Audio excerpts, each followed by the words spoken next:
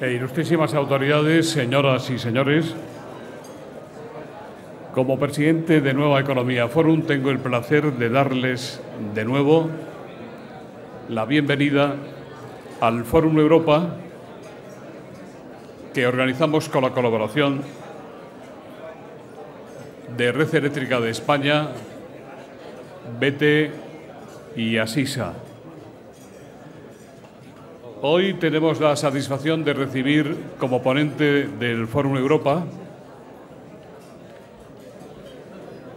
al presidente de la Federación Madrileña de Municipios y alcalde de Alcorcón, don David Pérez. Y tenemos también la satisfacción de que haya aceptado presentarle la presidenta del Partido Popular en la Comunidad de Madrid, doña Esperanza Aguirre. La tribuna es suya.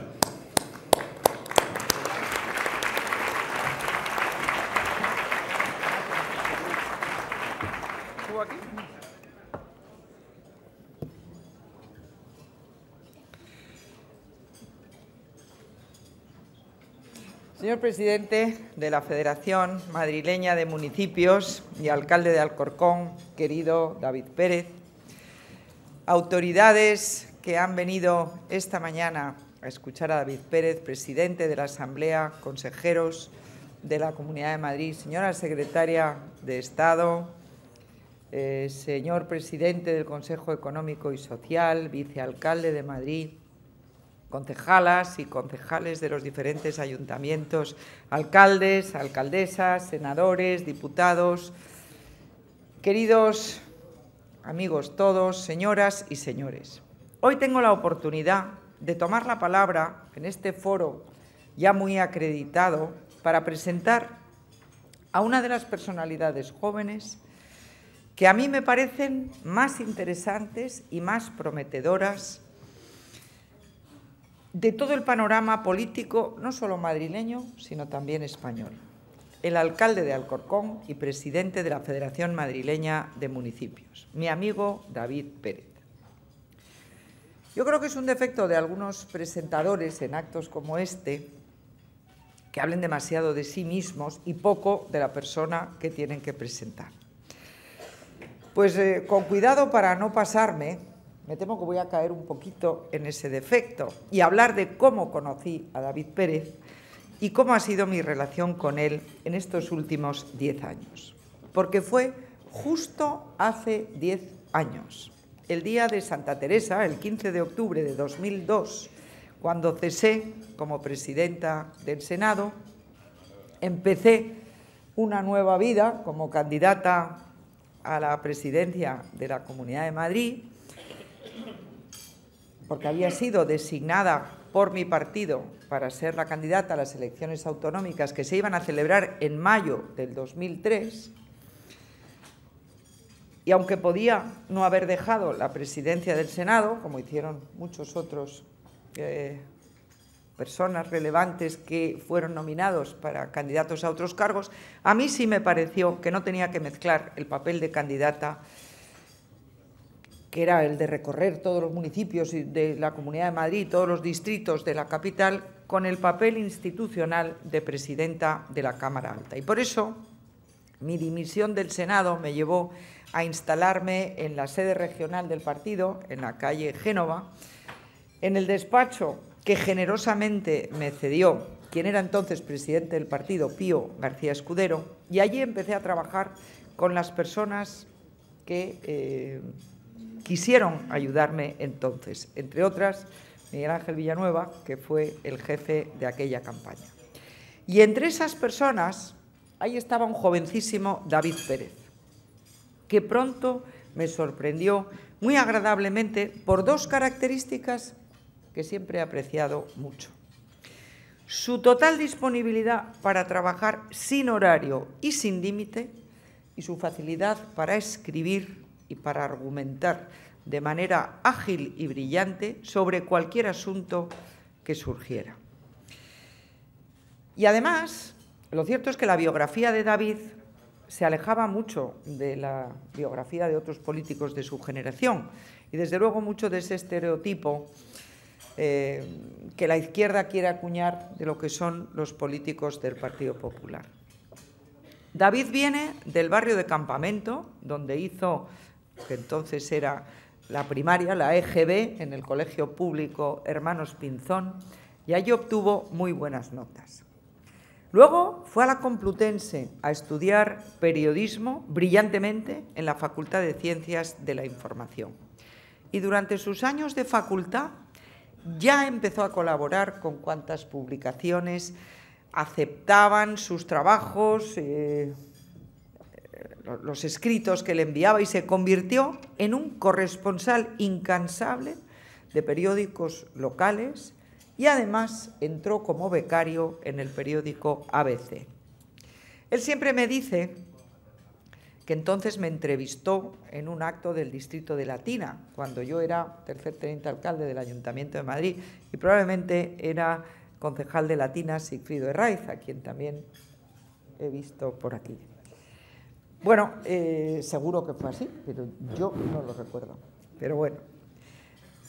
Lo cierto es que David llega al periodismo porque es un enamorado de la palabra escrita. Le gusta escribir de todo, también literatura pura, por supuesto, pero en primer lugar le gusta escribir para expresar sus razonamientos. Y eso no es nada fácil, ni nada corriente entre los políticos.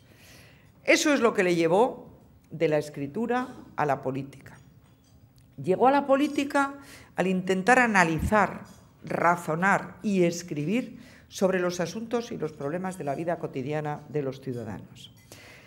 Y desde sus primeros pasos como periodista, a David Pérez le interesó siempre mucho la relación que hay entre la política y la comunicación. Fíjense que esto está ahora, bueno, siempre se habla de las relaciones de los gobiernos con la comunicación. Bueno, pues esa relación entre política y comunicación le interesó siempre a David Pérez. Y en esa materia, en comunicación política, desde muy joven fue profesor en el Centro Universitario Villanueva, un centro adscrito a la Universidad Complutense. Y además tiene escrito, a pesar de lo joven que es, sobre este tema, un manual bastante completo y bastante denso. Luego, como becario de ABC, David conoció y trató a Gabriel Cisneros, el ponente constitucional, recientemente fallecido, que fue el primero que le inoculó el virus de la política en sus venas de periodista. Y Sigfrido, entonces concejal del Ayuntamiento de Madrid, al que había conocido cuando era periodista, fue el que le propuso trabajar en su primer cargo político como consejero técnico de la Concejalía de Latina. Y de ese puesto en el Ayuntamiento pasó a ser asesor del Grupo Parlamentario Popular en la Asamblea de Madrid, con Miguel Ángel Villanueva como portavoz, y fue justamente en ese momento, octubre del 2002, cuando se incorporó a mi equipo de campaña, aquella larguísima campaña que duró un año entero, en Génova, en la primera planta. Y dentro de ese equipo David Pérez trabajó muchísimo y de una manera eficaz e inteligente.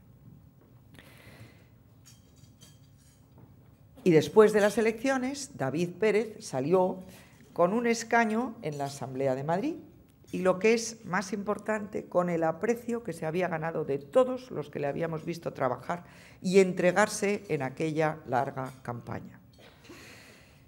En la Asamblea David trabajó como trabaja siempre, de una manera incansable. Y después de tener un cargo político en la comunidad, viceconsejero de Empleo y Mujer, fue elegido por sus compañeros, por mí también, que era la presidenta, portavoz del Grupo Parlamentario Popular en la Asamblea.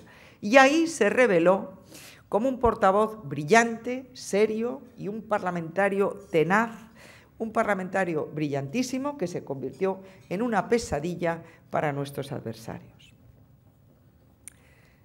Y ante las elecciones municipales de mayo del año pasado, David aceptó mi propuesta, que no era una propuesta muy tentadora desde todos los puntos de vista, pero la aceptó, para presentarse como candidato a la alcaldía de Alcorcón.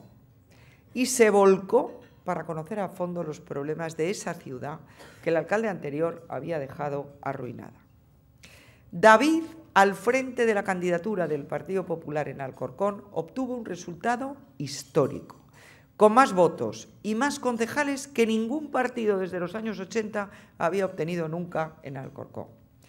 Y ahí está David, llevando a cabo una gestión austera, responsable y entregada a buscar el bienestar de sus vecinos. Y es verdad que muchas veces los madrileños de la capital pues nos olvidamos de la inmensa importancia demográfica, social, cultural y económica de las grandes ciudades de la periferia.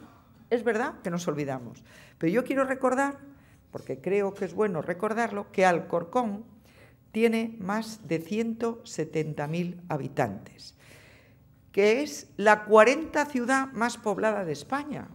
Es que Alcorcón es mayor que capitales de provincia tan importantes como Salamanca, como Lérida, como León o como Cádiz. Y esto lo tenemos que recordar cuando decimos que David ha ganado brillantísimamente la alcaldía de Alcorcón. El último escalón de la carrera política de David Pérez lo constituye no solo la alcaldía de Alcorcón, sino la presidencia de la Federación Madrileña de Municipios. Y desde ese puesto de presidente de la Federación Madrileña de Municipios es desde el que ahora va a dirigirse a ustedes.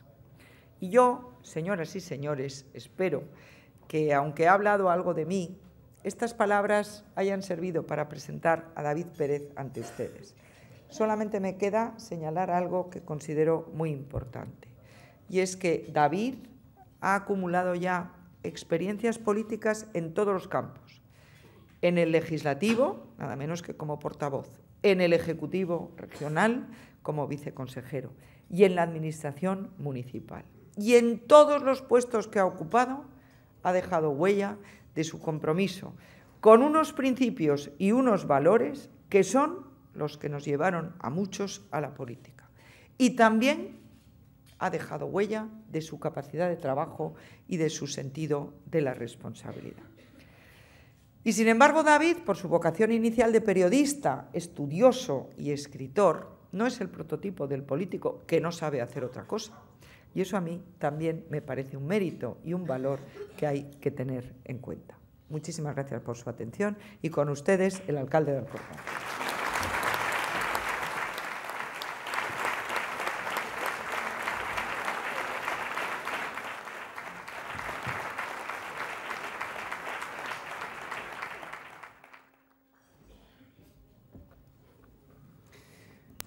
En primer lugar, ya se habrán dado cuenta todos ustedes que yo he venido aquí sobre todo para escuchar a Esperanza decir esas cosas. Lo que pasa es que me dicen que además tengo que hablar. Así que voy a dirigirles unas palabras que van a estar relacionadas sobre todo con el mundo municipal, aunque también trataremos algún otro tema y especialmente todos los que luego en las preguntas pues ustedes quieran plantearme. En primer lugar, quiero también decir que hoy, en esta semana, se cumple un mes de que Esperanza tomara esa decisión que a todos nos dejó fríos, ¿no? Muchos, pues todos los que la queremos nos alegramos por ella porque sabemos que se había ganado ya un descanso o por lo menos un respiro, ¿no? Porque descansar, ella no descansa nunca, pero por lo menos bajar un poco ese nivel de actividad que había tenido. Y por tanto, por esa parte nos alegrábamos. Por la parte de perder una referencia tan directa como la que Esperanza representa, porque al final lo importante es que sigue representándolo. Pues es verdad que muchos, y yo lo dije así, lo dije con toda sinceridad y a lo mejor pareciendo algo exagerado, algunos nos quedamos una semana en estado de shock porque no acabábamos de digerir esa noticia. Hoy, ya con un gobierno constituido, con un sucesor que garantiza el éxito de las políticas y del proyecto que estaba en marcha y que tantos beneficios se ha reportado a la Comunidad de Madrid, evidentemente las cosas vuelven a su cauce. Esperanza se ha incorporado ya a su nuevo destino en su plaza en ¿cómo es? Tour España, en Tour España, y todos los consejeros, el Gobierno, pues ha vuelto a sus labores, ¿no? Las cosas vuelven a su normalidad, pero lo cierto es que queda presente la figura de Esperanza Aguirre como una referencia para todos. Somos muchos los que te queremos, Esperanza, hay otros que no, son muchos menos, pero lo que sí que te puedo asegurar es que todos, unos y otros, todos te admiramos. Y eso es muy importante, que también las palabras de quienes no comparten tu forma de ver la política, y eso es muy normal en una democracia y es lógico y normal, pues hasta esas personas en esos momentos de despedida tuvieron que reconocer tu valía, tu compromiso, tu integridad, tu eficacia y lo que representas, tu forma de entender la política. Esa forma de entender la política es algo que para mí ha sido muy importante. Yo de Esperanza he aprendido varias cosas. La primera, que gobernar es escuchar ante todo y después tomar decisiones conforme a unos principios que a veces plantean dilemas difíciles, pero en todo momento yo he visto a Esperanza optar siempre por los principios, optar siempre por el bien general, optar siempre por la verdad, independientemente de que en ese momento políticamente pudiera no ser lo más rentable. Y ese saber anteponer precisamente los valores, anteponer lo que es justo a el interés muchas veces de los partidos, eso es lo que hace grande la trayectoria de Esperanza Aguirre, junto con su defensa de la libertad, de la idea de España, valores con los que tantas personas nos identificamos, que has defendido en todo momento y vas a seguir defendiendo con tanto coraje y que, desde luego, para nosotros es un motivo para seguir en política, para trabajar día a día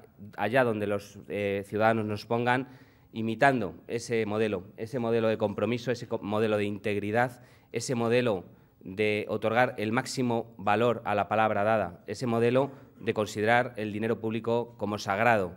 Eso es lo que ha dejado esa huella Esperanza y la que, desde luego, muchos nos miramos en ese espejo con admiración y con el deseo, desde luego, de poder algún día llegar a ese nivel de excelencia en el ejercicio político y de resultados en la gestión. No olvidemos que los años de gobierno de Esperanza Aguirre han reportado a nuestra comunidad los mayores avances que se recuerden.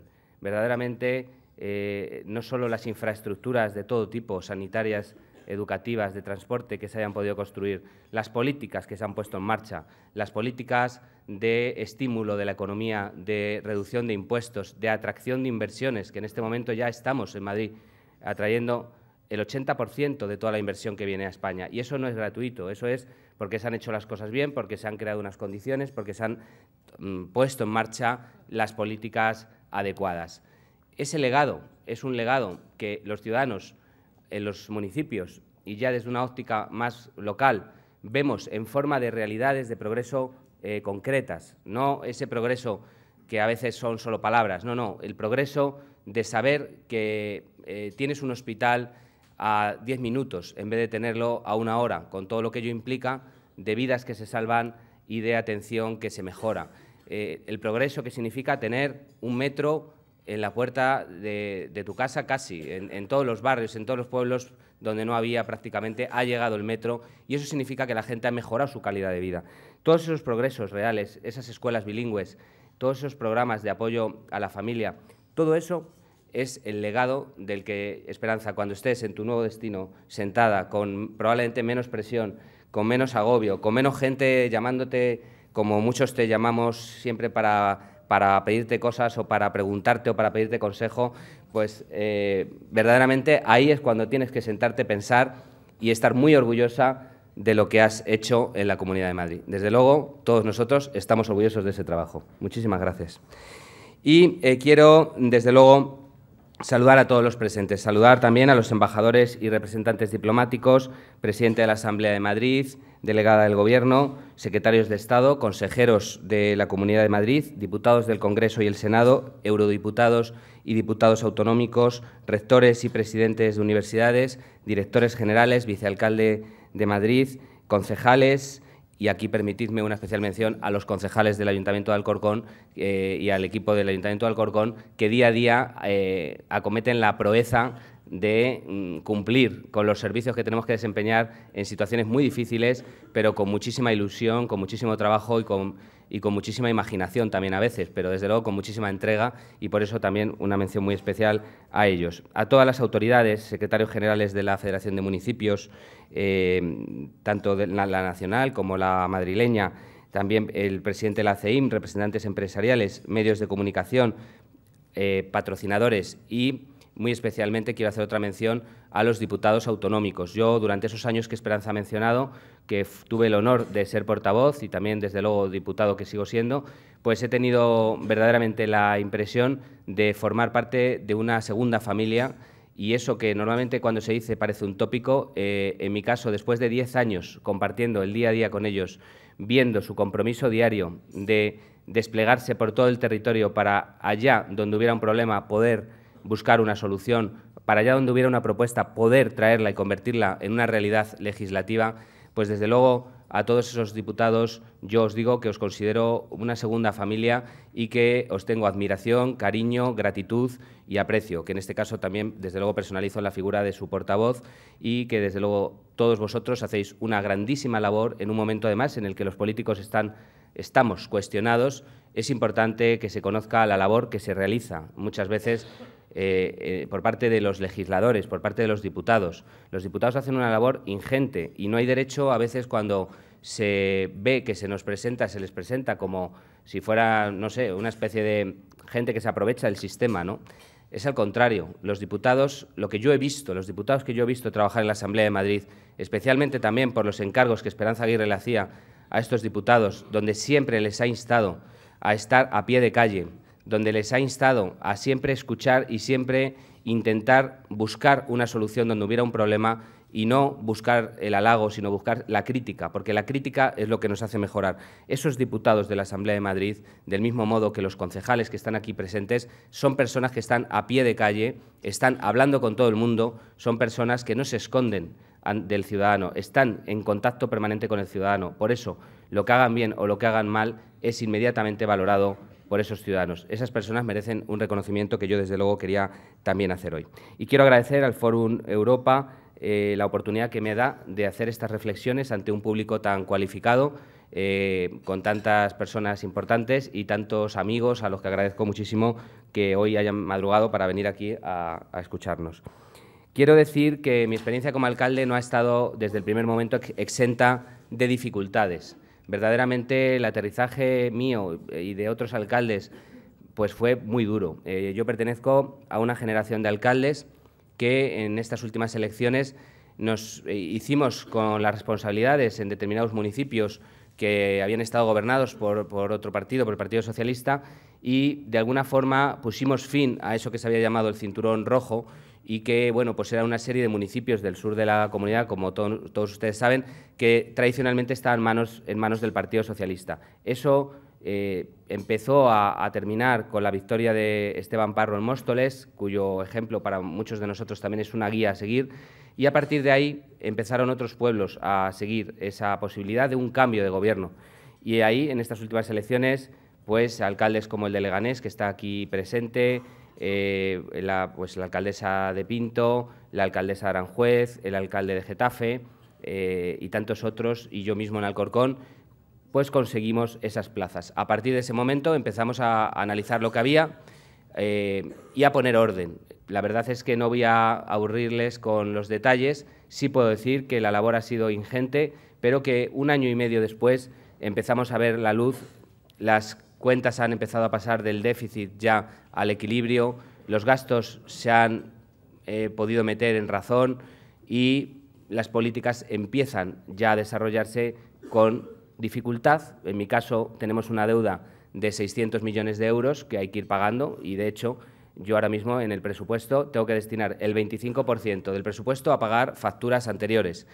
También tengo que destinar el 65% a pagar personal, porque un mes antes de mi incorporación como alcalde se funcionarizó a 700 personas, que ya son funcionarios para toda la vida, y que hace que mi capítulo de personal pues esté ya eso, 65% ahí comprometido. Con lo cual, con el restante 10% prácticamente hacemos milagros verdaderamente para garantizar los servicios, para poner en marcha programas, Pero quiero decirlo, a pesar de esas dificultades que todos tenemos, aquí hay muchos alcaldes que comparten seguro esta situación, hay margen para la política, hay margen para la acción. Y yo puedo decir que estoy orgulloso de que, a pesar de la dureza de estas primeras, de este primer año y medio, pues estoy orgulloso de que hayamos podido, por ejemplo, desplegar 200 policías municipales por todos los barrios y que la gente ahora se siente segura. Antes había 8, el resto no sabemos muy bien dónde estaban. Ahora están en cada barrio y en cada calle, por ejemplo, colaborando con la Policía Nacional también, gracias a lo cual llevamos 25 operaciones contra la droga, contra la venta de droga, y eso a un alcalde le hace estar orgulloso, porque sabe que ha colaborado en evitar situaciones que al final perjudican a los jóvenes, a los consumidores. O poder arreglar los colegios, que estaban muy deteriorados, los colegios públicos, eso también es invertir y apostar por lo público, que los niños estén estudiando en colegios que durante todo el verano, por ejemplo, hemos estado arreglando. O poder hacer bonificaciones, como he hecho, del 95% en el IBI a las familias numerosas. Creo que en un momento como el que pasamos, las familias necesitan ser ayudadas. O cosas que tienen que ver con el respeto a la ciudad, hacer que la ciudad se cuide y protegerla del vandalismo. Llevamos limpiadas 40.000 pintadas en Alcorcón.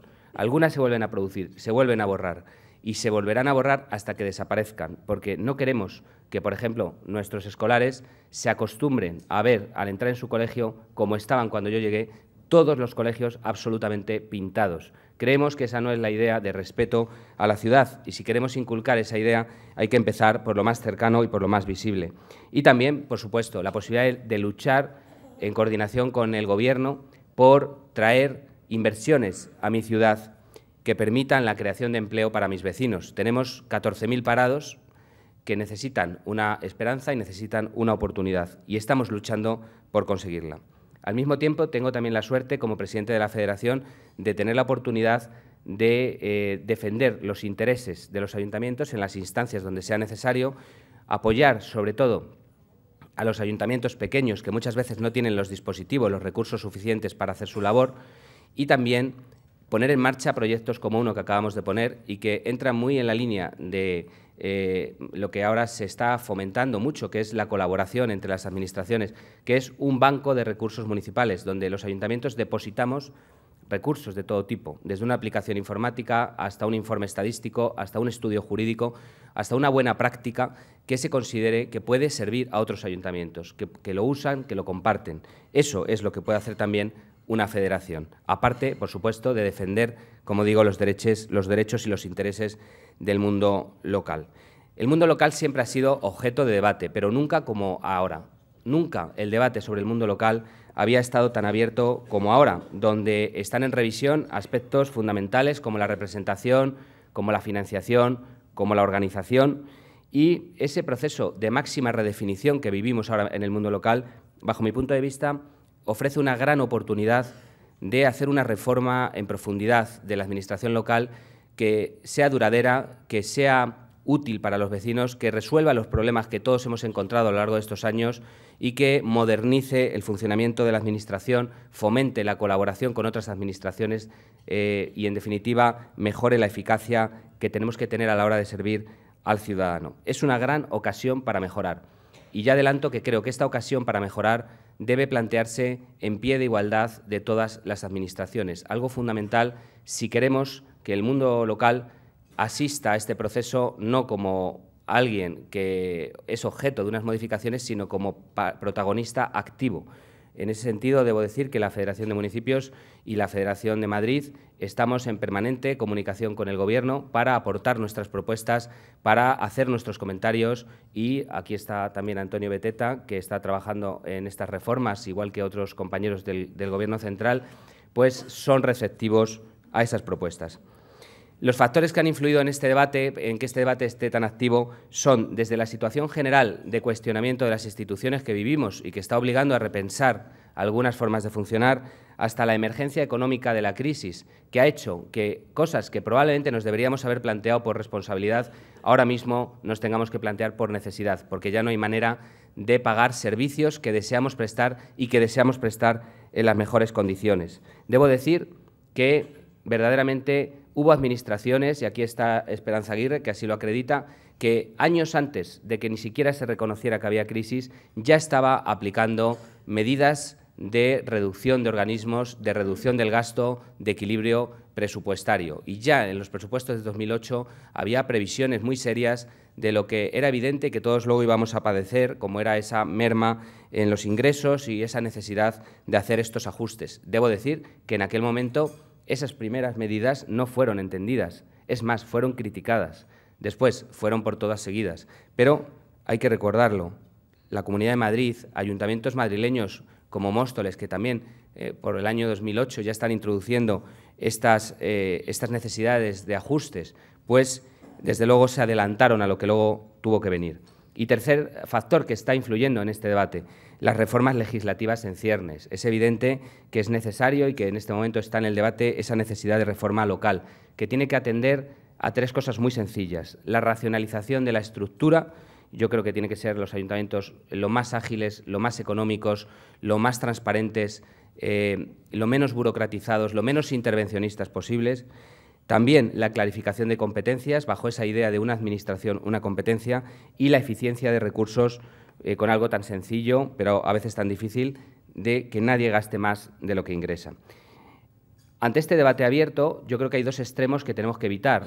Un extremo, quizá de los que nos dejamos llevar más por un cierto municipalismo, que es el de tender a sacralizar la figura del ayuntamiento como una realidad natural anterior incluso a cualquier construcción administrativa y, por tanto, intocable, inmutable. Y otro extremo, que es el contrario y que es más indeseable, desde luego, que es el de tratar al mundo local con cierto desdén, como si fuera un mundo, una administración de tercera, una administración menor.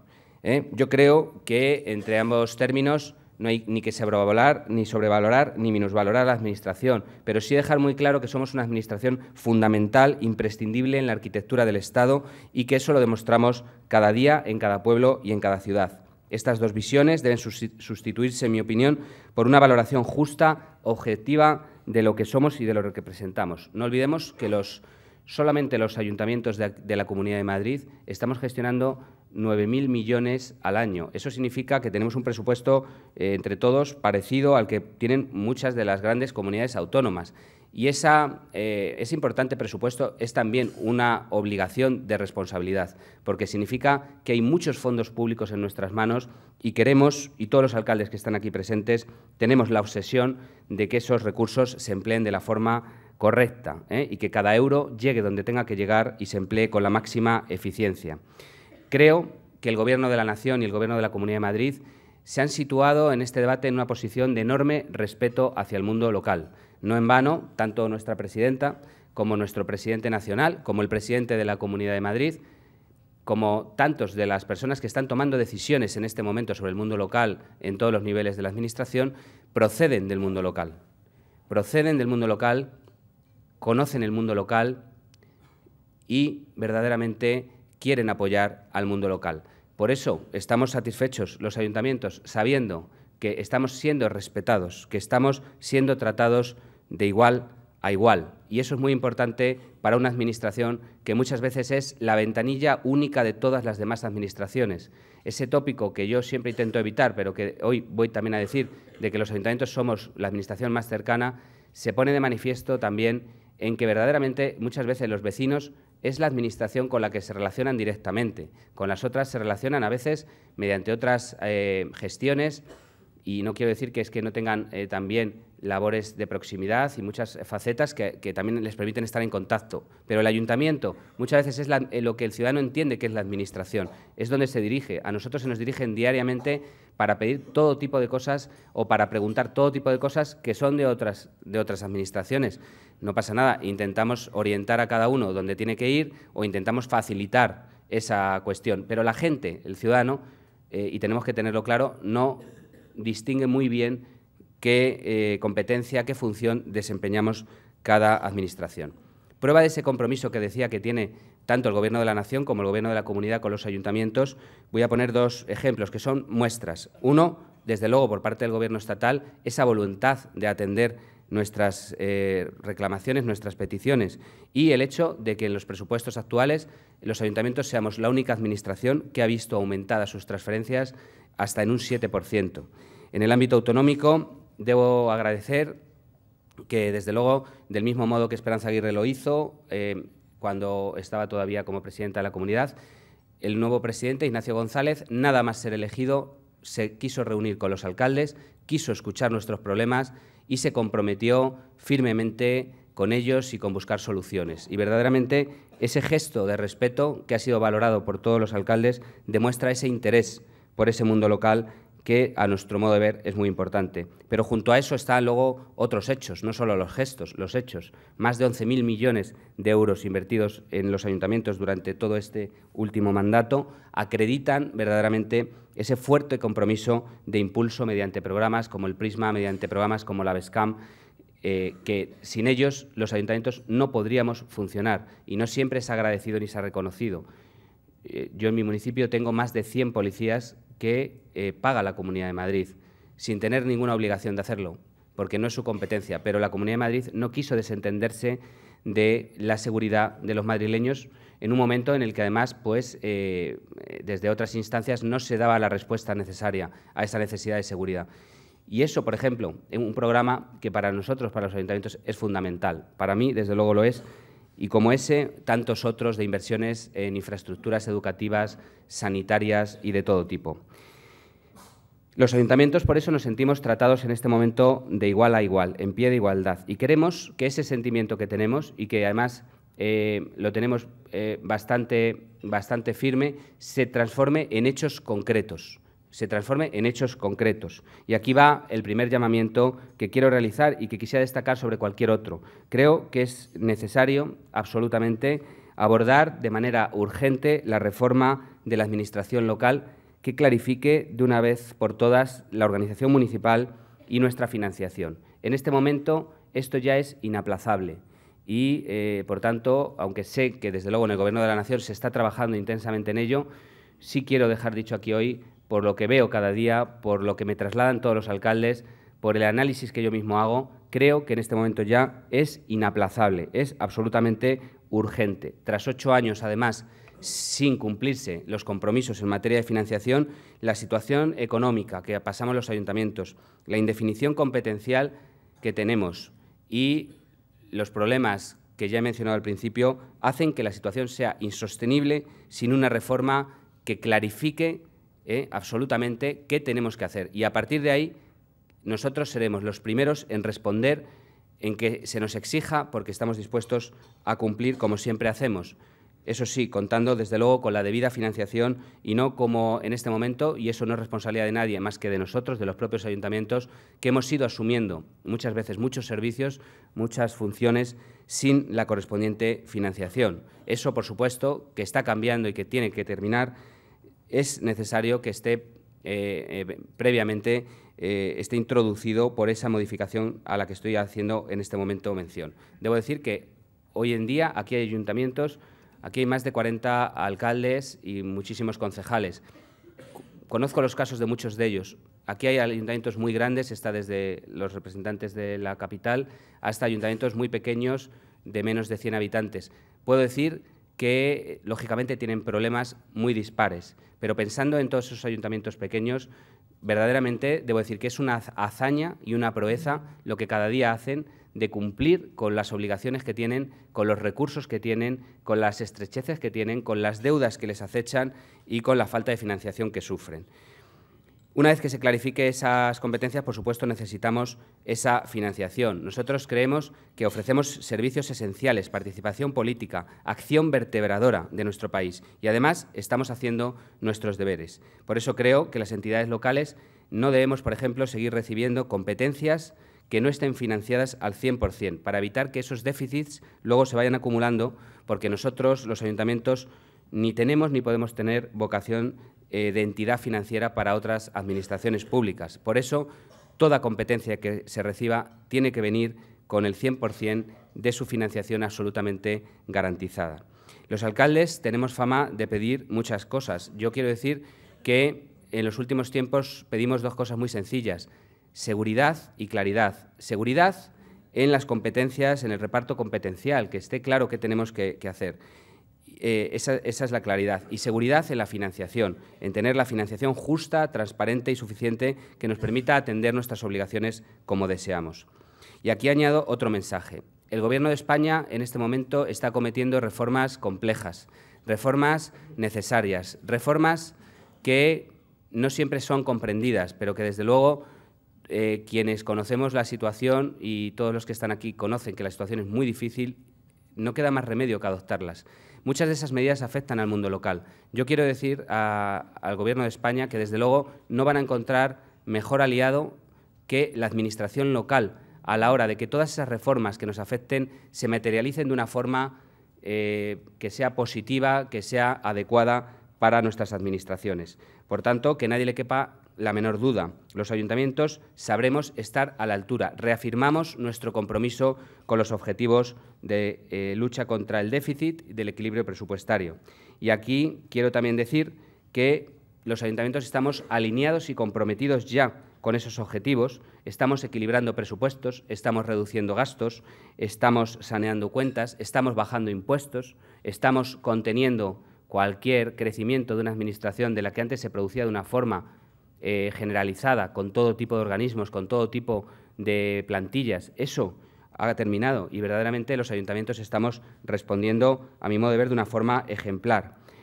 Tanto es así que los ayuntamientos en este momento solo somos responsables del 6%, menos del 6% de la deuda pública española. Ese es un dato que cuando a veces se habla de los ayuntamientos como si fuéramos elementos de gastadores y derrochadores, debe saberse.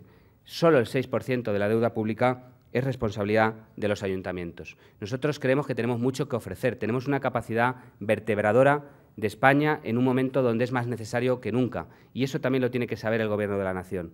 Mientras hay fuerzas que se dedican a disgregar, a dividir, a enfrentar, los ayuntamientos tienen una gran fuerza de cohesión, una gran fuerza de vertebración territorial y de solidez en la unidad de nuestro país. Y nosotros ni queremos ni podemos sentirnos al margen de la situación política que vive España y sabemos que podemos aportar esa capacidad de fortalecer la unidad de España. Y como servidores públicos, como ciudadanos y como patriotas, estamos deseando poder ayudar más a salir de una situación que en lo económico está haciendo sufrir a tanta gente y en lo político está permitiendo que algunas personas utilicen cuestiones que son de todos y que han permitido tanto bienestar, tantas libertades y tantos derechos como esa unidad del país, como ese Estado que tenemos, que es el que nos aglutina, pues hay personas que no les importa para hacer su campaña electoral que utilizar y comprometer ese gran capital que tenemos en España y que ha permitido, como digo, tanto progreso, tanta solidaridad y tanta cohesión. ¿Alguno está haciendo campaña electoral con esto?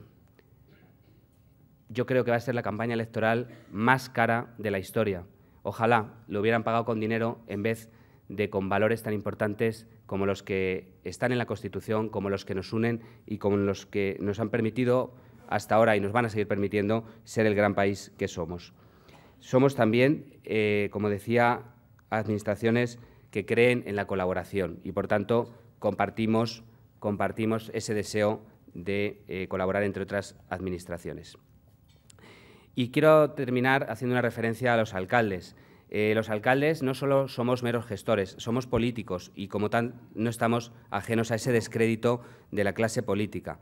Pero yo quiero decir que lo malo no es la política, sino la mala política, y no los políticos, sino los malos políticos. Y hay buenas políticas y grandes políticos que son aquellas que se apoyan en los principios. Yo por mala política entiendo, por ejemplo, la negligencia en la gestión, la carencia de principios, la negativa a escuchar a la gente o a respetar su libertad.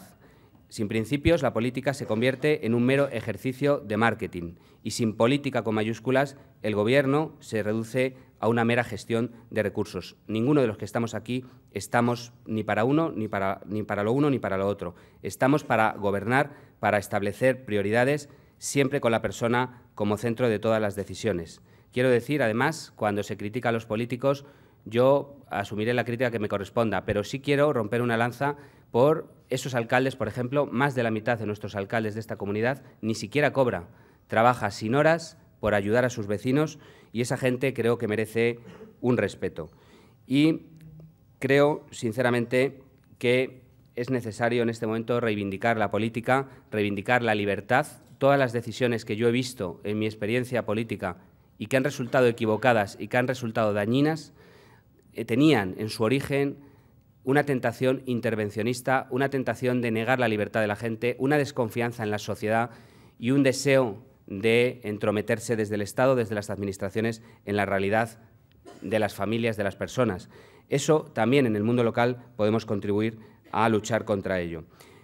Por tanto, creo que es necesario seguir trabajando con convicción por servir al país desde los ayuntamientos y con principios firmes, con ideas claras y con la determinación de siempre defender el bien general, y así construir estos ayuntamientos en los que estamos trabajando y que estamos consiguiendo convertir esas administraciones en ayuntamientos austeros, transparentes, ágiles, eficaces, cercanos, participativos, que demuestran su capacidad para escuchar, para adaptarse, para hacer autocrítica cuando se equivoquen y para, desde luego, poner al ciudadano, como decía, en el centro de todas las decisiones, gestionando cada euro público como si fuera sagrado, renunciando a esa tentación intervencionista o de dirigismo social, reduciendo al mínimo los impuestos, creando condiciones para la actividad económica, para la atracción de inversiones que generen empleo, y todo ello reduciendo la burocracia y el tamaño de la Administración municipal. Ese, a mi modo de ver, es el camino del servicio público, es el camino que estamos tratando de recorrer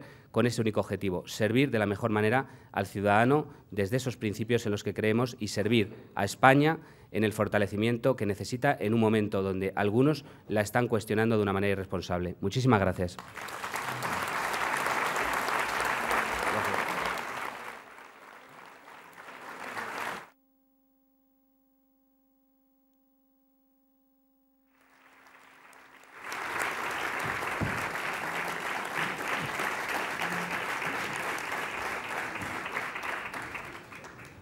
Muchas gracias, don David. Muchas gracias, doña Esperanza, por la presentación.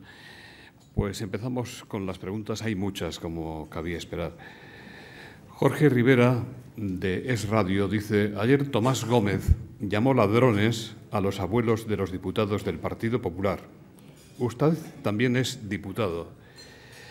¿Piensa usted que se debería tomar alguna medida contra el líder del Partido Socialista madrileño y declaraciones de este tipo que se dedican a incendiar la política? En relación con el mismo tema, Carlos León, de Onda Cero, dice: ¿cómo vivió ayer, como diputado, el lamentable espectáculo en la Asamblea de Madrid con la intervención de Tomás Gómez? ¿Ha robado usted la infancia de nuestros mayores y ahora la jubilación de los mismos? Bien, bueno, pues vamos por partes.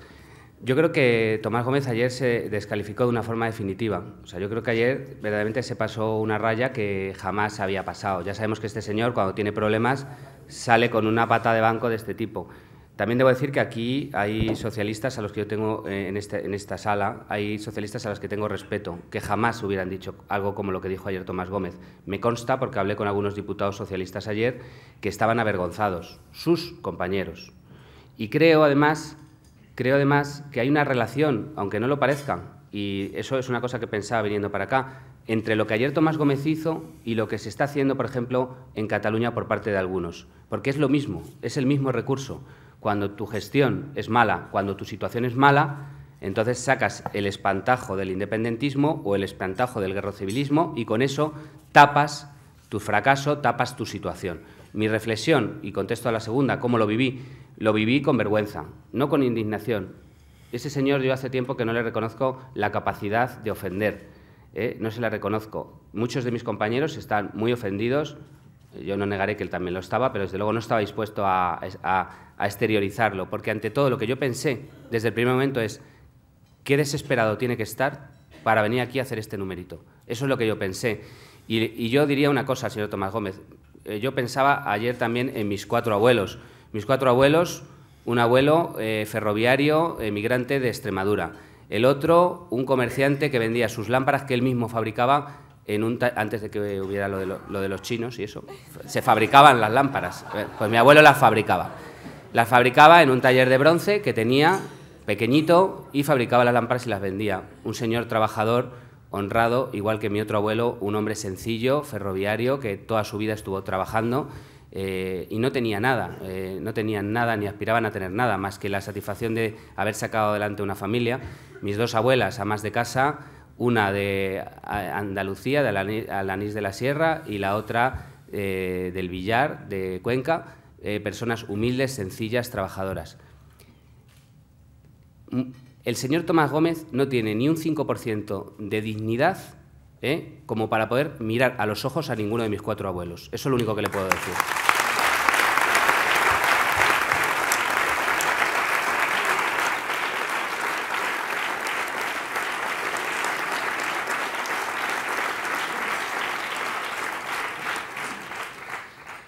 Seguimos con las preguntas. Víctor Romero, de Televisión Española, le pregunta si, como ya ha manifestado doña Esperanza Aguirre, intuye usted que Eurovegas se construirá en Alcorcón. Jennifer Santos, de la COPE, dice: se ha reunido con el señor Adelson en la visita que ha dado esta semana a Madrid y, si no se han visto, le gustaría haber tenido una reunión con él para afianzar el proyecto de Eurovegas en Alcorcón. Felipe Serrano, de la cadena SER: hay acuerdo ya entre los propietarios del suelo en la venta de la Rubia para albergar Eurovegas en Alcorcón. Y Miguel Ángel Gallardo dice si ha tratado usted sobre Eurovegas con el embajador de Estados Unidos, Mr. Salmon.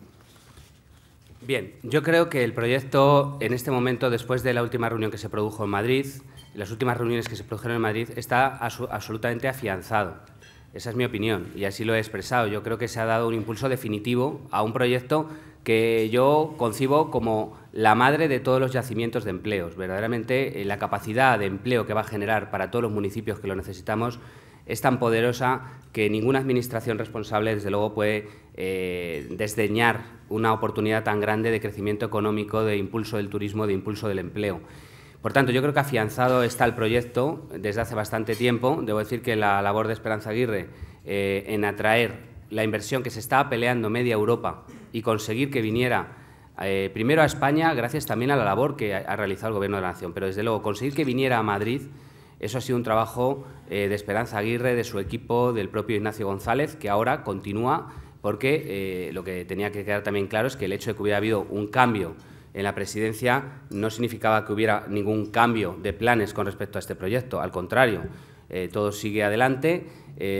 Tenemos buenas noticias sobre la financiación que necesita. Tenemos buenas noticias sobre las gestiones que están haciendo estos inversores para también resolver los temas que también en alguna de las preguntas se planteaba relacionados con el ámbito urbanístico. Por tanto, el proyecto va como tiene que ir. Yo en esta ocasión no me he visto con el señor Adelson, yo solo me he visto con él una vez, que es cuando vino a ver los terrenos. Tampoco lo he echado en falta porque creo que de lo que se estaba hablando en esta ocasión, en esa visita que se produjo relámpago, no era el ámbito que afecta a mi área municipal.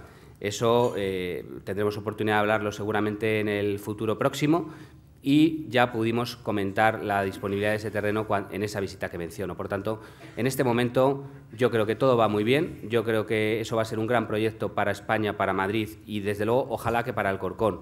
Yo solamente aquí me extraña y lamento una cosa, y es que quienes precisamente han contribuido a la destrucción masiva de puestos de trabajo en España sean precisamente ahora quienes se están oponiendo a que vengan esas oportunidades de trabajo para quienes lo perdieron, precisamente por sus políticas. Eso es lo que a mí verdaderamente sí que me inquieta cuando estamos hablando de gente a la que se le presupone una responsabilidad pública. Yo creo que hay que apoyar este proyecto.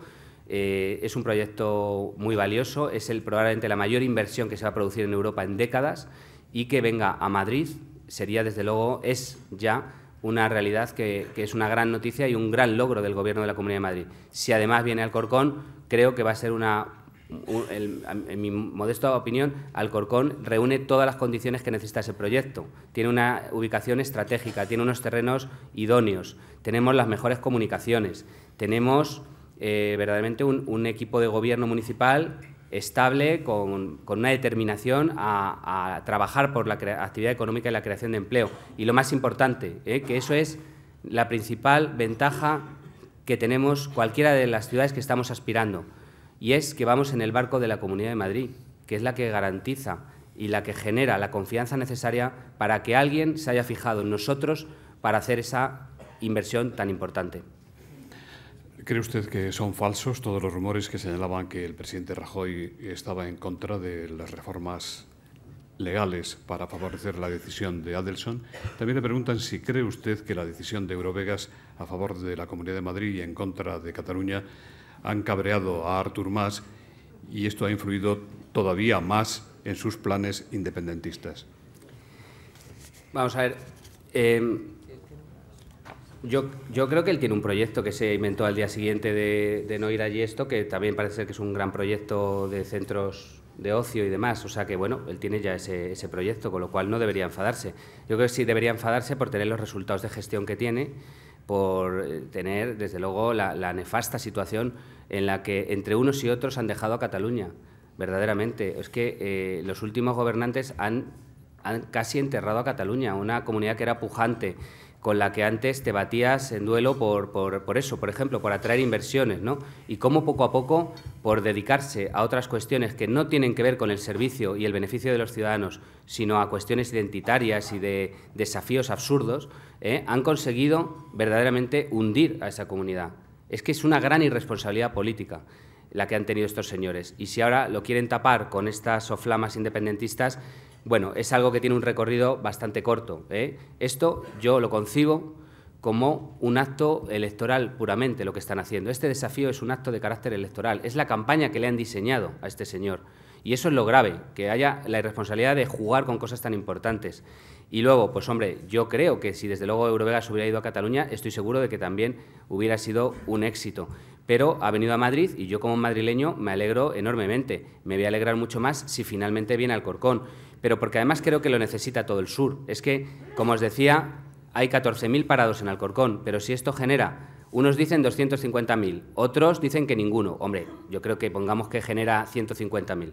Pues hombre, va a haber empleo para todos los de Alcorcón, todos los de Getafe, todos los de Móstoles, todos los de Leganés, varios distritos de la capital, para mucha gente, porque otra de las cuestiones que se dice es que si solo va a ser camareras y croupiers lo que van a trabajar ahí. Hombre, yo creo que no es serio, ¿no? Y es no entender que una infraestructura tan potente como la que se va a montar, donde va a haber hoteles, centros comerciales, centros deportivos, salas de espectáculo, de todo, es decir, centros de convenciones. Ahí las categorías profesionales que se van a demandar van a ser de todo tipo, desde arquitectos hasta ingenieros, hasta del mundo del transporte, de la logística, de la hostelería, de la empresa, de la contabilidad, de todo, como es lógico, ¿no? Y todos esos empleos ahora mismo los necesitamos como el comer en la Comunidad de Madrid y en España. Por eso es una suerte haber conseguido esto. Yo debo decir que muchos de los que ahora ven y critican Eurovegas desde otras ciudades o incluso desde otros países, que también he tenido oportunidad de comentar con algunos recientemente, porque vienen a entrevistarte de todos sitios más insospechados. Yo aseguro que la mayor parte de los países europeos y de las ciudades españolas desearían que este complejo hubiera ido a donde ellos están.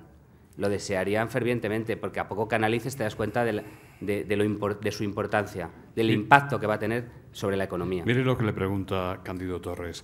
¿Se ha imaginado usted oficiando en bodas express en los casinos de Eurovegas con el ruido de fondo de las ruletas y de las máquinas tragaperras? Yo prefiero imaginarme oficiando la contratación masiva de vecinos míos que están en el paro. Sara Vega le pregunta, ¿le llaman a usted populista por iniciativas como cambiarle el nombre al Centro Cultural Siete Ojos por el de Miguel Ángel, coincidiendo con el 15º aniversario de su asesinato por ETA? ¿Qué ha pretendido usted con esto? ¿Cree que el Partido Popular debe hacer guiños a las víctimas para compensar algunas decisiones y coqueteos del ministro del Interior con el mundo etarra? Vamos a ver, yo creo que el centro, es verdad que hemos puesto el nombre Miguel Ángel Blanco porque era un compromiso que adquirimos ahora también cuando ha sido el aniversario de su muerte. Adquirimos ese compromiso y había un centro que se llamaba Siete Ojos y sinceramente a mí me parecía que ese nombre no representaba nada y lo he cambiado y le he llamado Miguel Ángel Blanco. No va a ser lo último que cambie. También hemos hecho en los últimos días, hemos puesto banderas por la ciudad. También han irritado mucho a algunos. Yo les digo, si a alguien le molesta, sea un español, que ha estudiado en un colegio público seguramente gracias a que existe España y existe el Estado español, que va a la sanidad, que disfruta de infraestructuras, de carreteras, de servicios, de universidades, de todo, porque es España, pero luego resulta que no le gusta la bandera de España, pues a lo mejor lo que le pasa a esas personas es que no son dignas de la bandera de España y de lo que representa.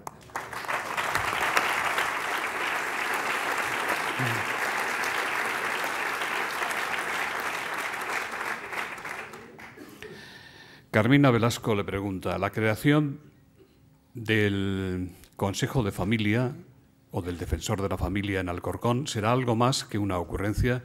¿Con qué recursos económicos puede contar usted para esta iniciativa teniendo en cuenta los obligados recortes? ¿Puede atenderse a los mayores solamente con monitores voluntarios? ¿Sería conveniente, en su opinión, que fuera obligatoria para los parados la prestación de servicios sociales como ese o el trabajo en obras municipales? Bueno, vamos a ver, estamos en un momento de eliminar organismos. Hemos eliminado todos los organismos que había en el Ayuntamiento de Alcorcón, hemos suprimido patronatos, hemos eliminado todo, hemos suprimido todos los alquileres que se estaban pagando, es decir, todo lo que tenía coste se ha suprimido.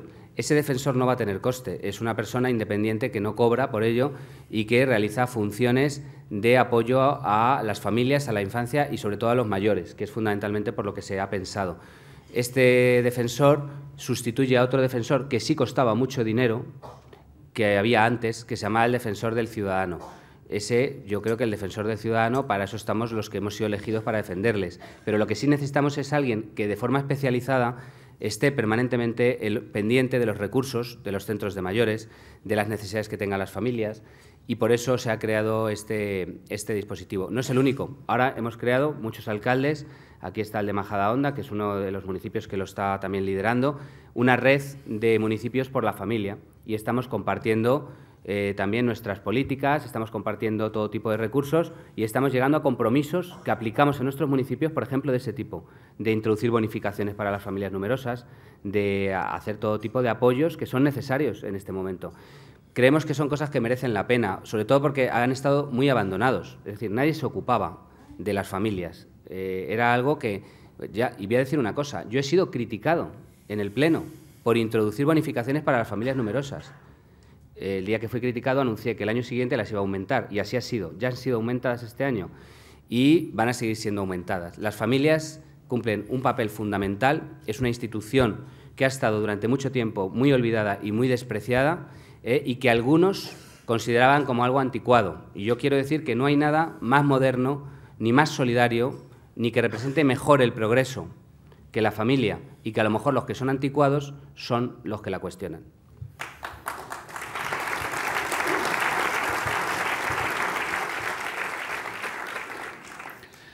Agustín Cienfuegos le pregunta si es usted partidario de restablecer el pago del impuesto sobre patrimonio en la Comunidad de Madrid, teniendo en cuenta que esta recaudación podría beneficiar a los ayuntamientos cuya federación preside usted.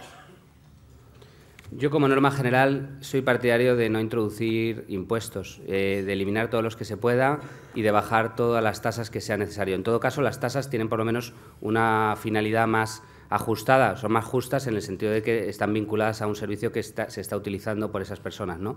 Pero yo, en principio, no soy partidario de subir impuestos y hacemos grandes sacrificios por bajarlos, grandes sacrificios. Y es verdad que ahora mismo las administraciones necesitamos ingresos de forma desesperada, pero si caemos en el error de buscar tenerlos por la vía de los impuestos, los tendremos a corto plazo, pero seguramente estaremos impidiendo que la economía, el consumo, pues despeguen, que es lo que tenemos que conseguir entre todos. Entonces yo creo en un marco de menor presión fiscal que permita la actividad económica, el consumo y la creación de empleo. José Manuel González Huesa, director de Servimedia, dice: como presidente de la Federación de Municipios de Madrid, ¿usted considera ahora más necesario que nunca una reordenación de las competencias de las administraciones públicas y una mayor coordinación entre los diferentes estamentos públicos? ¿Deberían reducirse el número de concejales o el número de ayuntamientos? Pues probablemente sí. Yo inicialmente esta medida no me gustaba, sobre todo porque me parecía que estaba poniendo el foco sobre los ayuntamientos como si fuéramos los culpables y los responsables de de la deuda pública, ¿no? Y por esa razón me parecía que no era bueno, ¿no? O sea, porque hay otras muchas administraciones y luego hay muchas administraciones que están gastando dineros absurdos en políticas de inversión lingüística y en políticas nacionalistas. Yo creo que es mucho más importante eliminar esas embajadas, supuestas embajadas, que tienen algunas comunidades autónomas en el exterior, sinceramente, que eliminar un ayuntamiento que a lo mejor tiene 5 siglos de historia.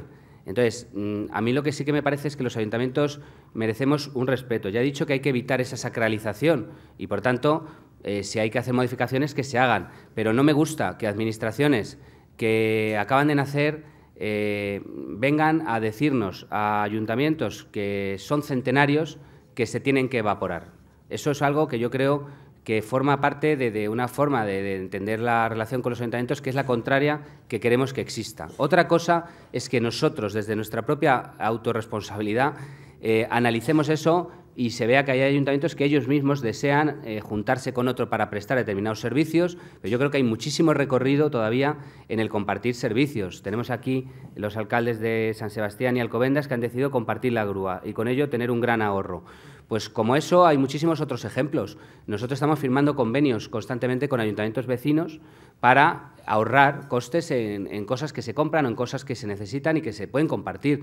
Yo creo que hay mucho margen antes de hablar de vamos a eliminar ayuntamientos. Pues habrá entes locales que a lo mejor hay que plantearse suprimir o agrupar o coordinar sus gastos, puede ser, pero insisto, siempre desde el respeto y desde luego creo que los ayuntamientos no siempre se ha hablado de ellos con ese respeto.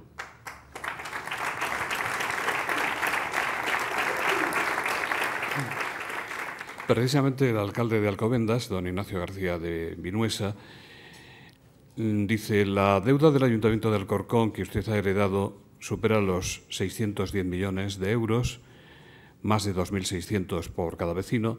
¿Cree usted que esta deuda se originó por la crisis o por otra razón relacionada con la gestión?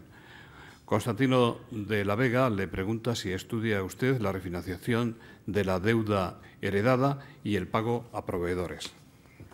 Bien, desde luego los 600 millones no se acumularon solo durante la época de crisis. Se acumularon tras 8 años de ejercicios que terminaban en déficit, tras 8 años de endeudamiento irresponsable y tras 8 años donde se había convertido en norma no pagar ninguna factura. Esa era la norma. Nosotros hemos pagado ahora 159 millones de euros, gracias al plan que ha puesto en marcha el Gobierno para pago a proveedores, 159 millones de euros en facturas pendientes. Yo he estado pagando ahora la gran fiesta de otros durante muchos años y puedo decir que algunas de las facturas que he pagado he tenido que preguntar hasta 4 veces si verdaderamente yo tenía que pagar eso, porque ha habido gastos que verdaderamente son insólitos. A día de hoy, que no tenemos dinero más que para lo esencial, esos gastos son todavía más insultantes los que se producían en el pasado.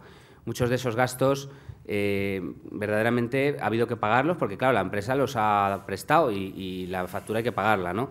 Pero, insisto, se ha pagado ya mucho a proveedores. Eso significa que esa deuda ha pasado a ser deuda financiera. Por tanto, mi deuda sigue siendo muy grande. Es más, ahora mismo en este presupuesto, en el pasado presupuesto, destinamos el 20% a pagar deuda. En este ya va a tener que ser el 25% como reflejo de este plan de proveedores.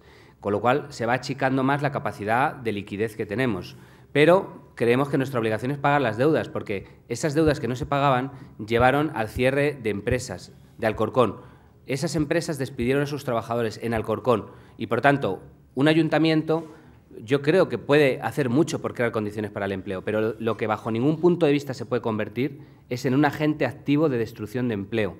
Y quienes se endeudaban de esa forma irresponsable, lo que estaban haciendo era también destruir empleos de forma masiva.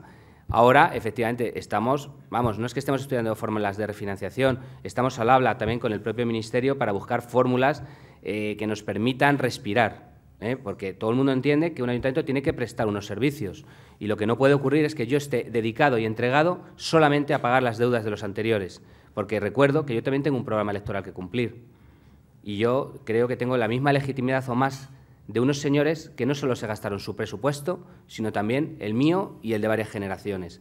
Y esa situación, que es muy injusta, pues yo creo que también debe ser valorada en las líneas de financiación, en la participación en ingresos que se produzcan desde el Ministerio. Debe valorarse la situación de cada cual y, sobre todo, bajo mi punto de vista, debe reconocerse los esfuerzos que algunos ayuntamientos estamos haciendo por controlar el gasto, por equilibrar las cuentas, por enderezar la situación y por contribuir a los compromisos que se ha marcado el Gobierno en materia económica. Jesús Úbeda, de Libertad Digital, dice: ¿cree usted que se debería modificar la ley de huelga? ¿Qué opina de la próxima huelga general convocada por los sindicatos y su previsible efecto sobre la economía madrileña? Yo creo que sí que habría que modificar la ley de huelga, igual que habría que modificar otros derechos que algunos utilizan solamente para verdaderamente desestabilizar el sistema con fines puramente políticos, de forma irresponsable y sin tener en cuenta el daño que se hace. Por supuesto, creo que esa huelga no es que sea política, es que es una auténtica vergüenza. O sea, yo creo que el papel que los sindicatos, y debo decir que aquí en Madrid y en la propia Federación y en mi propio ayuntamiento, yo estoy teniendo un diálogo fluido con los sindicatos y estamos llegando a acuerdos que me están acreditando bastante más responsabilidad de la que luego veo en esas decisiones. Esa decisión me parece una auténtica vergüenza. Es decir, unos sindicatos que han estado 8 años callados, mientras se destruía masivamente el empleo en España, callados, y es más, forzando también a que se siguiera gastando y se siguiera profundizando en el error, esos señores ha bastado. Y bueno, hicieron una huelguita, siempre te dicen, no, hicieron una huelga. Sí, una huelguita pequeñita hicieron porque ya, por vergüenza torera, porque ya, si los políticos estamos desacreditados, lo de estos señores ya pasaba a lo siguiente, ¿no? Entonces, tuvieron que hacerla, ¿vale? Y ya con eso parece que cumplieron. No cumplieron. Estuvieron 8 años callados, avalando los abusos y la destrucción de empleo en España. Llega el PP y ya, a hacer huelgas. No una, sino 2. Ahora van por la segunda. La primera fue un auténtico fracaso, eso lo sabe todo el mundo. Intentaron... Bueno, no quiero decir cosas que luego me arrepienta. No. Esta segunda huelga, me parece verdaderamente vergonzoso. O sea, vergonzoso, irresponsable, el daño que se hace a nuestro país en un momento como el que estamos, además. O sea, es no saber estar, es no tener responsabilidad de Estado, es no tener conciencia cívica, es no saber qué papel tiene cada uno, y los sindicatos tienen uno, y la Constitución se lo reconoce. Desde luego, no creo que el papel de los sindicatos sea perjudicar a nuestro país, ser desleales con la situación de nuestro país interna y externa, en un contexto como el que estamos nada menos, y todo para autojustificarse, todo para hacer un servicio político al Partido Socialista Obrero Español y a Izquierda Unida, en este caso, bajo mi punto de vista, en vez de estar ayudando a un gobierno que está haciendo lo que tiene que hacer. Guste o no, este Gobierno, todos los recortes que está haciendo, o los ajustes, que hay que llamarlos ajustes, parece ser, son recortes, ajustes, son obligados precisamente por esos errores anteriores, no son caprichos de nadie. Y cuando se está haciendo se pasa mal, cuando un alcalde, cuando un concejal, cuando un presidente de una comunidad, o un ministro, o un presidente de Gobierno, tiene que, por ejemplo, suprimir un servicio, que es bueno, pues claro que es bueno ese servicio, y venía bien a unas personas, y cuando se puso en marcha era porque era bueno y porque se podía pagar. A nadie le gusta suprimirlo, a nadie. Y a veces se pasa muy mal tomando decisiones. Pero es que si no las tomáramos, estaríamos haciendo el zapatero. Y como ninguno de los que estamos aquí estamos para eso, sino para ser responsables, pues resulta que estamos tomando esas medidas. Nos gustaría, no esperamos que nos ayuden algunas esferas, pero por lo menos, hombre, que no se dediquen a perjudicar una labor que es una labor de Estado, que es una labor de responsabilidad histórica, que es una labor tremendamente compleja, que es una labor que merecería todo el apoyo y todo el reconocimiento, no, desde luego, ese tipo de actuaciones. La última pregunta la hace Sonia Caño, de ABC.radio. Dice: como presidente de la Federación de Municipios de Madrid, ¿teme usted que, además del concejal socialista de Fuenlabrada implicado en la operación Emperador, pueda estar relacionado también en la trama el alcalde del municipio de Fuenlabrada? Yo deseo que no. Deseo que no por una cuestión puramente institucional. O sea, yo creo que no es bueno para los ayuntamientos que este tipo de noticias se produzcan.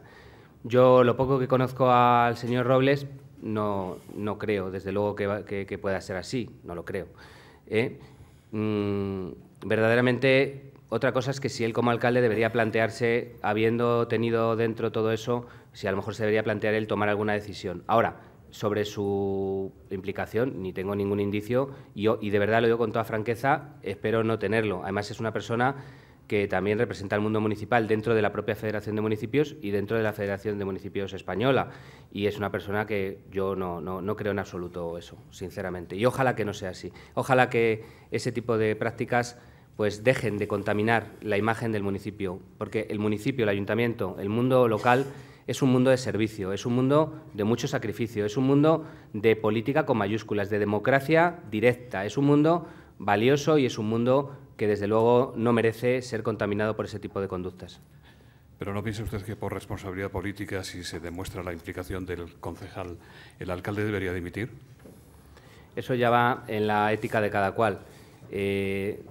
Dependerá de muchos factores que en este momento, en una investigación que acaba de empezar, yo creo que no sería responsable adelantar. Cada uno tiene que saber lo que tiene que hacer en cada momento, según su ética y según sus códigos. En nombre de British Telecom, Red Eléctrica de España y Asisa, el doctor Luis Mayero, director de esta última de Madrid, va a despedir el acto. Buenos días a todos. Muchas gracias por acompañarnos en este acto. Felicitar a don David Pérez por sus palabras. Ha demostrado con creces y nos ha explicado claramente todas las expectativas tan buenas que teníamos de él, las ha confirmado plenamente, ha demostrado conocer el terreno local de una manera sólida y ha puesto encima de la mesa pues una serie de medidas políticas para mejorar la administración general y local. Y, por tanto, pues muchas gracias, enhorabuena y que mucha suerte en sus tareas de futuro. También quiero agradecer a la presidenta, que sigue siendo del PP en Madrid, su presencia, su magnífica forma en la que la vemos, y esperamos, a pesar de este paso a otros niveles de la política, que siga acompañándonos. Muchas gracias, que tengan un buen día y buen fin de semana.